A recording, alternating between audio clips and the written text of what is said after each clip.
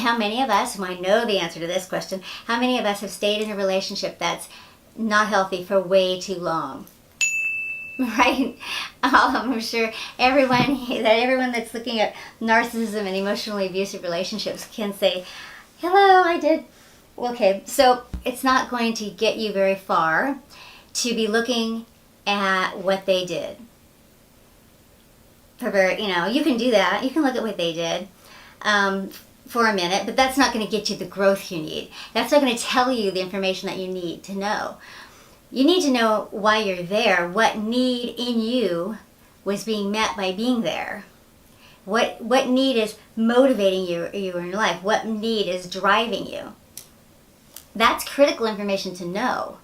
And then also know that every relationship that you get into is a mirror of the relationship you have with yourself. Every relationship that you get into is bringing up for you the things that you need to heal. Relationships are the classroom where we get to work out the lessons that we're here to learn.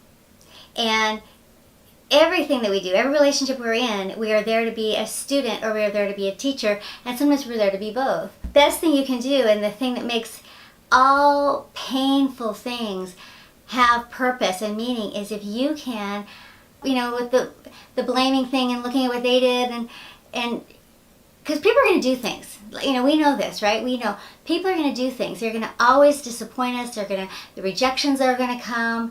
The bad behavior is going to come. The disrespect, the rudeness, the disappointing stuff, the thoughtlessness. It's all going to come. And the only real thing you really have is your decision and your choice about how you're going to respond. What you're going to tell yourself it means to you. And it's always all about you, it's always, and for them, that's all about them. You don't ever have to take, when I say take responsibility, you take charge of how you're going to respond in a way that is going to be empowering and that's going to move you forward. So responsibility is about responding in a way that's going to be empowering to you. It's not ever about taking the blame. This, I think I got wrong in my first marriage, is I knew not to be, I knew that I wasn't allowed to be a victim, or that I wasn't supposed, that I didn't have the right to have any expectations of anybody. So I flipped that on its head and I blamed myself for everything. And that wasn't the right thing either. You don't have to take the blame for what other people are doing, not at all.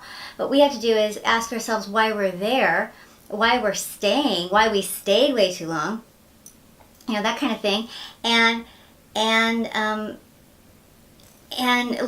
our lessons. Us to respond in a way that is respectful of ourselves and says something to tells the world who we are and how we deserve to be treated. We don't get what we are asking for in relationships. We don't. We get what we expect. We get what we believe. Really, and a lot of times we get what we have experienced in the past if we haven't worked it out. So when bad things happen, especially when they're repeating, when they're happening more than just one time, they're not isolated incidents, the best thing you can do is get inside of yourself and root out what is going on with you. Find yourself working on yourself, and one of two things happens. You focus on yourself, you work on yourself, you do what you're supposed to do, and one of two things happens. Either the person will have a change. There will be something that changes. When you're dealing with narcissists, that's less likely to happen than the thing number two. Number two thing that happens is it no longer matters to you what they do. Because your feelings about yourself, your next move, your well-being is not reliant on them at all. You are there for yourself. You're not betraying yourself. You're not giving your power over to somebody else.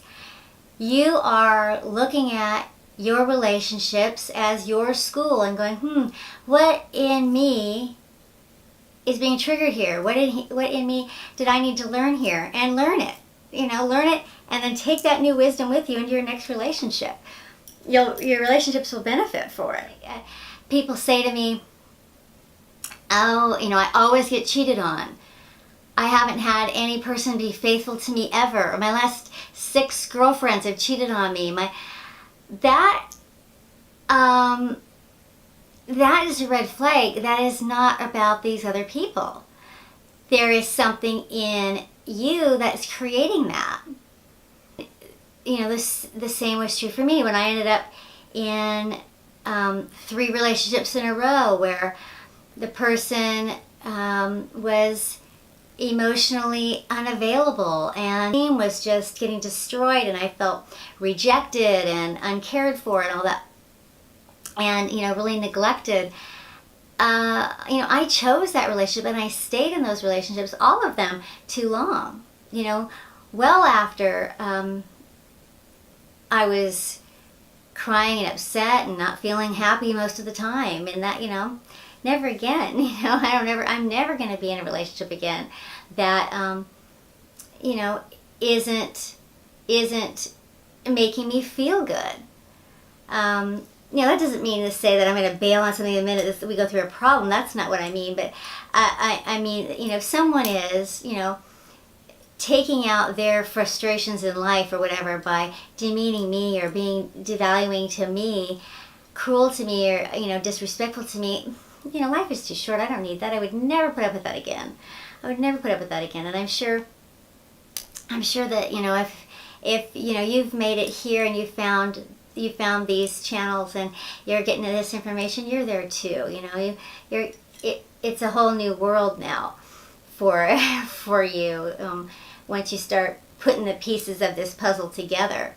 So yeah, a big piece of it is discovering, who you're dealing with and the whole narcissism thing and identifying all of that. And once you've done that, that's important. But once you've done that, really, the most important work is to get back to yourself and figure out what it is about you that brought you here, that drew you to this relationship, and what needs in you are getting met. Because if you didn't have needs that were getting met by being there, you wouldn't be there. Anyway, please subscribe, write some comments, give me a thumbs up, and come on back. Okay, thanks a lot. Bye-bye.